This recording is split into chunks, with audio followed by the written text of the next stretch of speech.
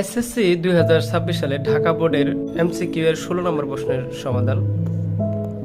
সমবাহু ত্রিভুজের এক বাহুর দৈর্ঘ্য 4 × √2 সেন্টিমিটার হলে এর ক্ষেত্রফল কত বর্গ সেন্টিমিটার?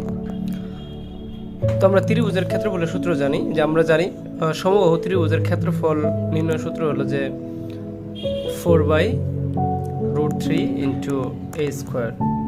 এখানে এ হলো ত্রিভুজের এক বাহুর দৈর্ঘ্য, দেয়া আছে এক বাহুর দৈর্ঘ্য a = 4 × √2 সেন্টিমিটার। সুতরাং ক্ষেত্রফল কত? এখানে যে মানটা দেওয়া আছে সেই মানটা এখানে বসালাম স্কোয়ার।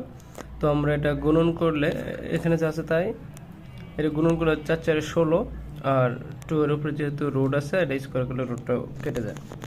তো 32, এখন 4 × 8 = 32, তো 8 সামনে, আর এখানে গুণন করলে কত হয়? √3। তো সঠিক উত্তরটি হবে গ, √3।